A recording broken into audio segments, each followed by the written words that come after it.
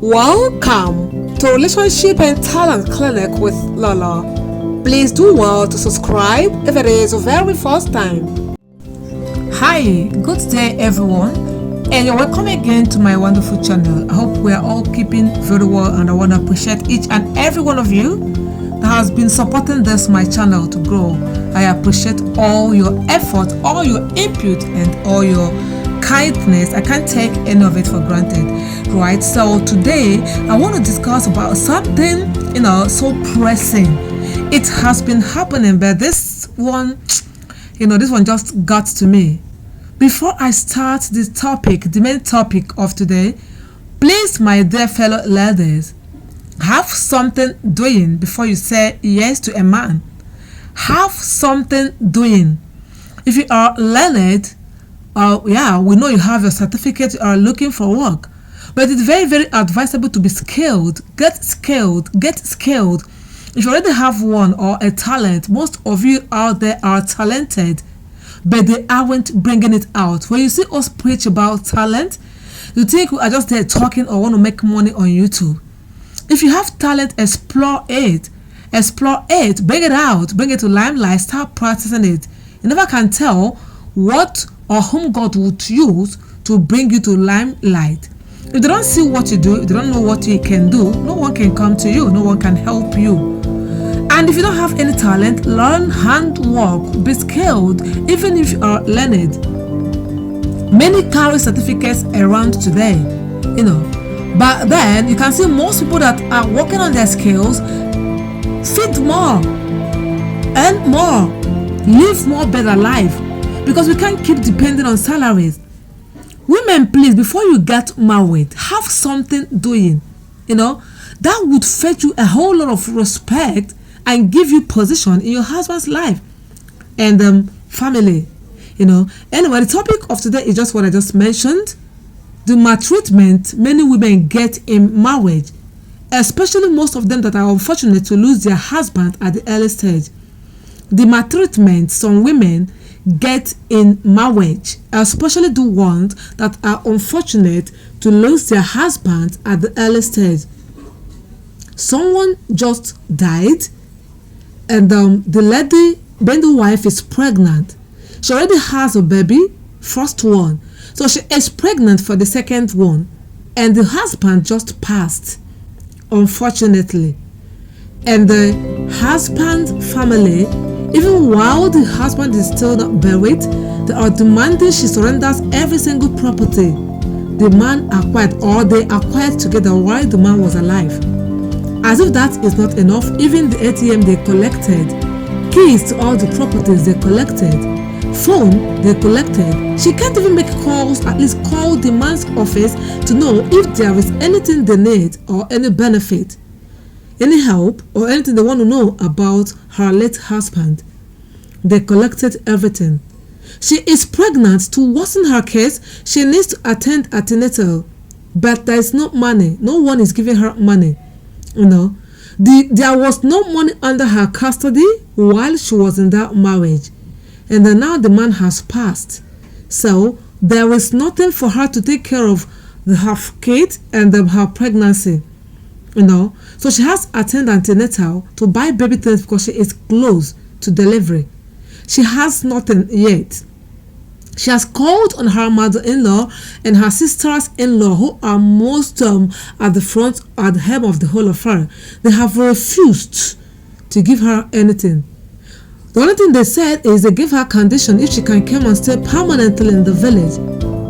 That is the only time they can be taking care of her, meaning they will go and take over all her husband's properties in the city. The man has acquired properties and some investments in the city. So now they want her to come and reside in the village. Indirectly, they want to come and take over the husband's property, and the investments in the city. Is that done? Why is that kind of a thing done? She does not go and live in that village. For what exactly? You've got a child and she is pregnant for the second one, and they want her to come and permanently park herself in the village. For what? In a remote village. Someone that was in the city with the husband and they were doing well. They had plans of giving their babies better education, so no one can cut that dream short. even though when death has. But God has a way. But going to the village to go and permanent her stay would worsen her case. What do you advise she does? My advice I've already given her, and I'm still giving that advice. She should never accept such condition of going to subject herself in the village with her baby in her pregnancy. She would definitely suffer because someone that had nothing doing in the city, is it in the village that she would succeed? Why no one is ready to help her? She should come to the city and claim what belongs to her and her husband. As long as that man got married to her legally and is late, every property that man acquires or acquired belongs automatically to her and her babies. No one has right to take it away from her. But unfortunately, we are always scared of going to court. Yes, Nigerians, to be precise, are always scared of going to court. What do you advise her she does? But then, aside her, generally, women have something doing. If you've married that wealthy man, please don't let him subject you to housewife. If he doesn't want you to go out, there are some things you can do from home. Many people do work from home. You can do your own personal business. He can establish you while you go to your shop every day. Stay there at your own time. Resume when you want, close when you want. Do as you want. It is your personal business. You are the CEO. Don't allow any man to subject you to housewife. You take care of the wife and my babies. What are you looking for out there? Seeking for a job. I have everyone that can take care of you. What about life? What about when it wants to be snatched away from that man? What happens to you? No one prays for that. But we'll have to plan for things like that. Have something doing. Because if this woman was working, no one would have the gut to ask her to come and stay in the village. And no one would have the gut to take all the things away from her. Know your right at the same time. If you are in the, don't be the one that maybe probably you are so desperate to get married, and when it happens, you want to subject yourself to everything they want you to do. Have something doing and know your right as a wife, not a housewife, as a legally married wife. If you are married to any man, please beg him to establish you. If you don't have anything doing before he brings you in to be the wife, when you get in his house, please don't remain idle. Don't remain just a housewife. Look for something doing.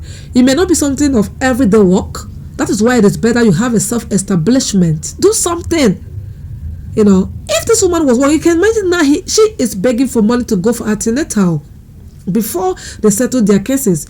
What would she lay her hands on? How can she lay her hands on some cash or fund to take care of herself, her baby, and her pregnancy? To pick baby things. Now, some people are coming to her rescue. I mean someone that the husband had money.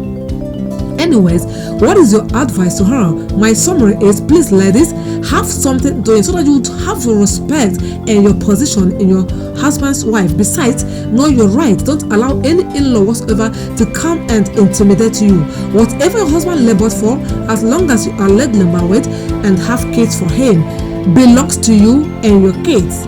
Know your right and fight for it when anyone wants to trample on it. In a nutshell, have something doing and know your right. Thank you guys for watching. I appreciate it.